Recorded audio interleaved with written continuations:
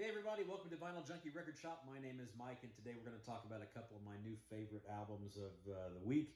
If you're a Styx fan like I am, then you've probably had a big, giant, huge, throbbing, raging beat in your heart, and if you thought I was going to say something like Woody or Chubby or Standing Hampton or Boner or anything like that, then shame on you. You've got a filthy mind, and you should be searching for other content on YouTube. But let's get right to it. I'm going to show you these two albums. First one is by DeYoung. This is 26 East Volume 2. It's a nice gatefold. Lyrics printed on the inside. We got present day Dennis, young Dennis. And then on the back there, you've got Dennis and his wife kind of driving off across Abbey Road into the sunset. And this is supposed to be his final recording output, and if that's the way of him saying so long, then he's done it in an incredible fashion. And then the other one that we've got is the new Styx album. You'll already be drawn to the fantastic, amazing artwork, and I really like the throwback to the classic Styx logo. And it's a gatefold. I really think that's a neat looking picture of the band. And then you've got some liner notes here about the making of the album. So, you know, I want to give a little bit of backstory on Styx. For those of you that are Styx fans, you know this Styx story. Styx was a band that thrived in the 70s. They were from the south side of Chicago. They were made up of Dennis DeYoung, James Young, Chuck Panozzo, John Panozzo, and then a guy, John Kurlewski. I'd never say his name right. But they put out 4 albums on the Wooden Nickel label, and then they were propelled to success after their first big hit single, Lady.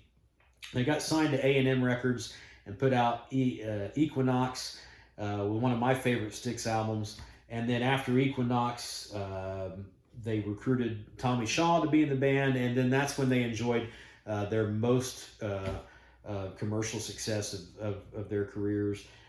With fantastic albums like Crystal Ball, Grand Illusion, Pieces of 8, my personal favorite album of all time, Paradise Theater, and then Kilroy Was Here.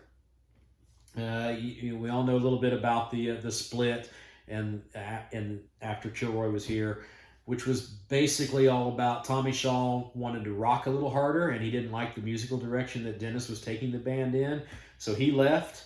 And there were a couple albums after that without Tommy, or actually one album, Edge of the Century, which was a good album. But once the core membership had dissolved, you just kind of felt like you weren't getting the full Styx experience. That went on until 1990. There was a reunion for a DVD that was recorded, Return to Paradise, that saw the band come back together, and they were absolutely amazing. I was there the night that video was filmed, and it was really awesome to finally have Styx back again. And then they recorded the album Brave New World in 1999, I believe it was, and it was just a little bit of a disappointment. It didn't quite achieve the magic that I think most Styx fans were looking for with those core members coming back together. I think part of the reason that was there was still a bit of a disconnect. I mean, when you go back and listen to that album was kind of like, it was almost 2 different groups in one. It was like, the hard rocking Styx that was predominantly JY and Tommy and the guys doing the songs that sounded, hard rocking. And then you had the songs that Dennis sang on and wrote that were kind of more of that Cornerstone, Kilroy Was Here kind of sound that was a little more commercial, a little more poppy. And when you come to find out, you go back and study or discuss the makings of that album. I don't think the band was ever like all together at the same time. It was, Tommy and JY would do their thing, and then Dennis would do his thing for the album. So it just kind of didn't sound like a real cohesive effort. And then there were more arguments about touring, and then that led to the final dissolution in 2000. Dennis DeYoung would no longer be associated with the band. Styx moved forward, released, I thought was a really good album in Cyclorama, and then there wasn't a whole lot of new material for several years until just a couple years ago we got The Mission, and I was very excited about that. I really liked that record, but I feel like it lacked the harder sounding edge that I wanted from Styx again. I felt like the joke I made was they've prepared and packed all their gear to go off on this mission to Mars, but JY forgot to pack his guitar.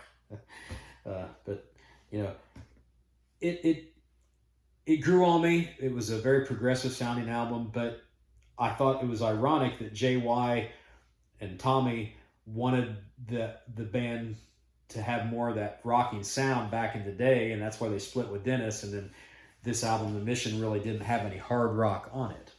So, do we get some hard rock with these two albums? And the overwhelming answer is yes. Both these albums deliver on different fronts. So, Dennis, I don't want to really do like a review of the albums. I want you to listen to these albums and determine for yourself. But I do want to talk about some of the songs, my favorite songs on the album. All these songs on this album are really great, but I really like Hello Goodbye, Land of the Living, Last Guitar Hero, which features Tom Morello doing a guitar solo on it, Proof of Heaven, Saint Quarantine, Isle of Misanthrope. Fantastic songs. And what you're going to get on the Dennis DeYoung album is you're going to get a nice little sample of all those things that made you enjoy Styx in the 70s. Dennis really reaches into the Styx bag of tricks, and he takes a lot of those old parts and sprinkles a lot of that on some of these new songs and creates a selection of new material that it sounds fresh. It doesn't sound rehashed. It doesn't sound dated or old or borrowed. It sounds familiar. And I think what I found myself thinking listening to a lot of these songs was, well, I hear this little riff, or I'd hear this lick, or I'd hear this synthesizer line, like, wow, I've heard that before. Yeah, that sounds like, and then you're trying to place what song or what album it came from, and what you're left with is just, man, this is a really good song that sounds like what Styx ought to sound like in 2021. And that's what you get with the Dennis DeYoung album. Now, what about with the Styx album? Well, Crash of the Crown. And again, it's a different sound than what Dennis has given us with 26 East. It's a lot more progressive, and that seems to be the word of the day with Styx. And I never really thought of Styx as a progressive band back in the day. I always thought of them as a hard rock band with a little bit of progressive elements here and there. But now I think the 21st century Styx has transitioned into one of those progressive bands with a little bit less of hard rock element to it. Now, Crash of the Crown has added more crunchy guitars, more searing guitar solos to it than we got with The Mission. But this album really works well when taken as a whole. You've got to listen to it, I think, from start to finish. There are really no boring parts on it. It captured my attention all the way through. And again, like as I was listening to the Dennis DeYoung album, I would hear little bits and pieces there and think, oh man, that sounds like old Styx, or that sounds like what Styx ought to sound like. It's a wonderful record. It's got really great songs. The songwriting is off the charts. The stars of this album are Tommy and Lawrence Gowan and Todd Zuckerman, who's an amazing drummer. But if I had to describe this album, it's what would this Styx album sound like if Tommy Shaw wrote it and had to write it without Dennis DeYoung, but wanted it to sound like classic Styx. And that's kind of what I think his version of the band is now. And then you listen to the Dennis DeYoung album and you think, okay, what would this sound like with Dennis writing the album without JY and Tommy Shaw contributing? And to me, the strange twist of irony is that the Dennis DeYoung album has more of the hard rock sounding guitar rooted songs, and then the Styx in its new version, new incantation, is more progressive oriented and gets away a little bit from that hard rock sound. I just think that's kind of ironic given the reasons for the split over the years. So bottom line, both these albums are amazing. I really like both of them. I can't tell you which one I like best. I think I just you listen to both of them together, and if you're a Styx fan, I think it really satisfies your desire to have one last chance at getting that old classic Styx sound. Now, Dennis might be done with his recording career, and if he is, he's hit a home run and he's rounding the bases, and he went out on top of his game. I think he's given Styx fans an album that is just a true joy to listen to. The band Styx itself, I think there's still a lot of energy left in the tank.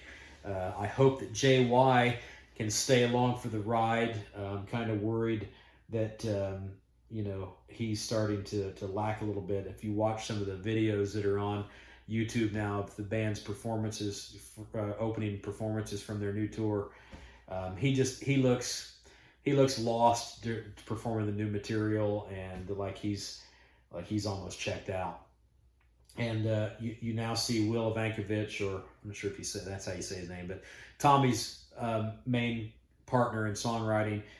This guy's now on the stage with his guitar playing the whole set, and who knows how many times you're really hearing him play instead of JY play. I hope that's not the case, but definitely Styx is now Tommy's band, and I think it's great that they're continuing to put out this new material. It's very enjoyable.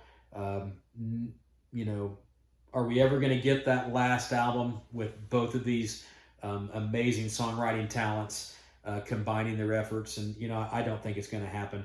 I do hope that maybe before we lose anybody from the Styx camp, before we lose anyone else, that the Rock and Roll Hall of Fame gets their act together and gets Styx into the Hall of Fame, and maybe they can hit the stage one last time together and do something for the Styx fans, put their differences aside, and give the fans what the fans are clamoring for.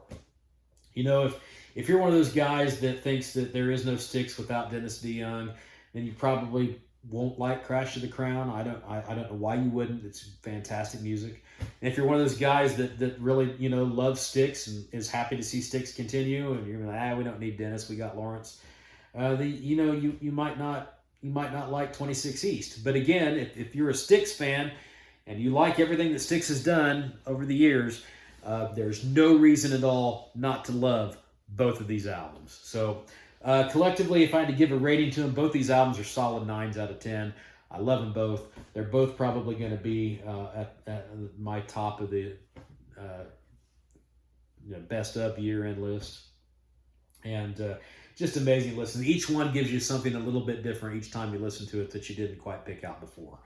They're both very immersive, both very enjoyable, and both have a lot of tracks that stand out, and then I think that a Styx fan will go back to over the course of this year and until we get any more new music. So that being said, let me know what you think of the albums if you've heard them. Let me know what some of your favorite Styx albums are, some of your favorite Styx memories.